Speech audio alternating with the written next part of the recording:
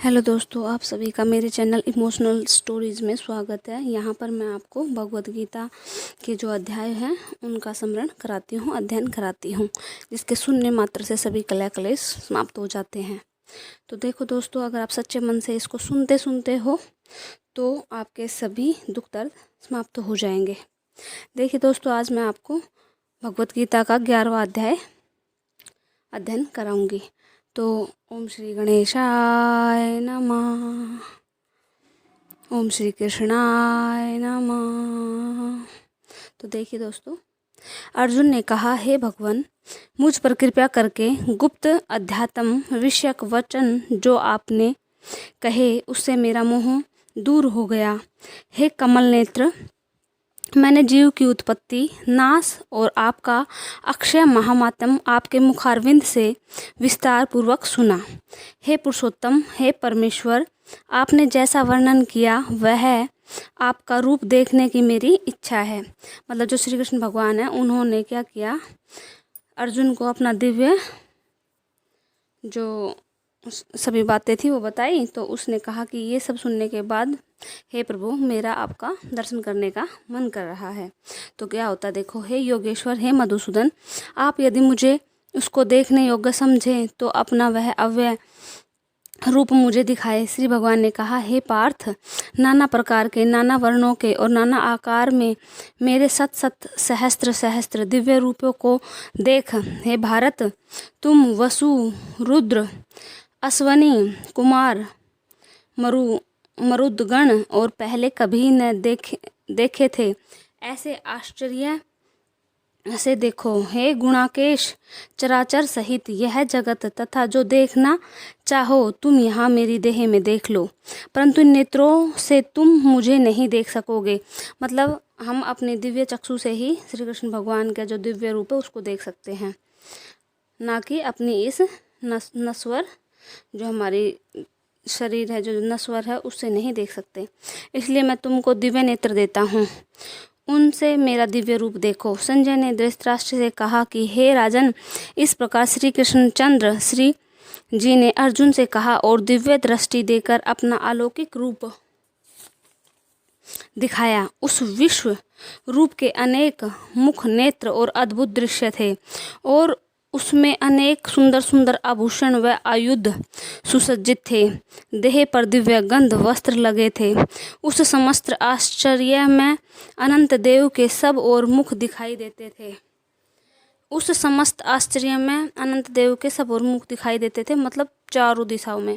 आकाश में यदि 1000 सूर्यों की प्रभा एक साथ हो तो उस महात्मा की प्रभा की समता न कर सकेगी। उस समय अर्जुन ने देवाधिदेव के शरीर में अनेक प्रकार से विकल समस्त जगत को एकत्रित देखा।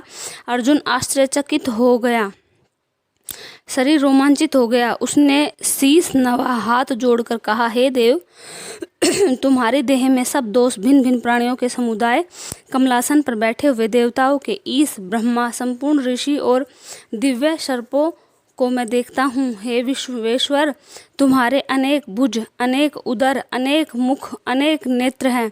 तुम्हारा रूप अनंत है। तुम्हारे अंत तथा आदि को नहीं देखता, किंतु समस्त विश्व में तुम्हारा रूप देखता हूँ।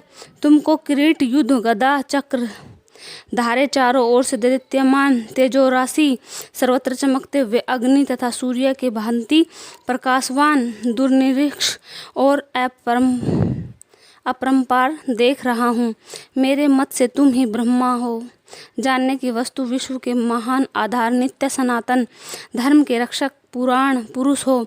मैं आपको आदि, मध्य और अंत से रहित अनंत शक्ति, अनंत भुज, चंद्र, सूर्य नेत्र, जिसके क्रांतिमान अग्नि के सदृश मुख वाला, अनेक अपने तेज से इस संपूर्ण संसार को तपते हुए देख रहा हूँ। हे महात्मन, पृथ्वी और आकाश के मध्य की वह अनंत और संपूर्ण दिशाएं आपसे व्याप्त हो रही है। आपके इस अद्भुत और उग्र रूप को देख तीनों लोक व्यतीत हो रहे हैं। वह देवताओं के समूह तुम्हारी शरण आ रहे हैं। उनमें कितने ही भयभीत हो हाथ जोड़ तुम्हारी प्रार्थना कर रहे हैं। महर्षियों और सिद्धों का समूह सवस्थित कहकर नाना प्रकार से तुम्हारी प्रशंसा कर रहा है। रुद्र, आदित्य, वसु, साध्य, विष्णुदेव, अश्वनी, मारुत, पिता, गंधर्व, यक्ष, असुर, सिद्ध इनके संग विस्मित होकर आपकी ओर देख रहे हैं। हे माँ बाहु अनेक नेत्र, बहुजांग पेट, कराल दंत युक्त तुम्हारा यह विशाल रूप देखकर सब अत्यंत भयभीत हो रहे हैं और मैं भी घबरा रहा हूँ। आकाश तक पहुँचते हुए प्रकाशमान अनेक वर्षों से फैलाए हुए मुख के जलने वाले विशाल नेत्र युक्त तुमको देखकर हे विष्णु मेरा जी घबरा रहा है। ये सब बातें अर्जुन बोल रहा है श्री कृष्ण भगवान से, जब श्री कृष्ण भगवान ने उनको एक दिव्य नेत्र दिया और उस दिव्य नेत्र से जब अर्जुन ने श्री कृष्ण भगवान का दर्शन किया और उसके बारे में बता रहा है। वो मेरा जी घबरा रहा है, मुझसे धैर्य धरा नहीं जाता और चित्त स्थिर नहीं होता। हे देवेश, हे जगन्निवास, भयंकर दांडों वाले और काला अग्नि के सदृश आपके मुखों को देखकर मुझे दिशाएं नहीं सूझती, मैं शांति नहीं पाता, अतएव मुझ पर दया करो।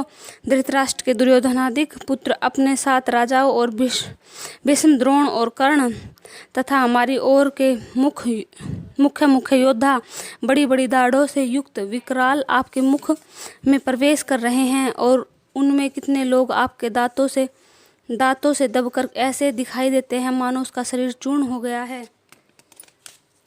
नदियों की अनेक जलधाराएं समुद्र की ओर बहती है, वैसे ये मनुष्य लोक के वीर आपके मुखों में प्रवेश कर रहे हैं। अग्नि में पतंग की तरह सब लोग भी अपने नाश के लिए आपके मुख में बड़ी तेजी से प्रवेश कर रहे हैं। हे विष्णु, जलते हुए मुखों से चारों ओर से तब सब वीरों को निगल कर आप जीभ चाट रहे हैं और आपकी तीक्ष्ण प्रभाएं समस्त संसार को तेज से व्याप्त कर तृप्त हो रही है।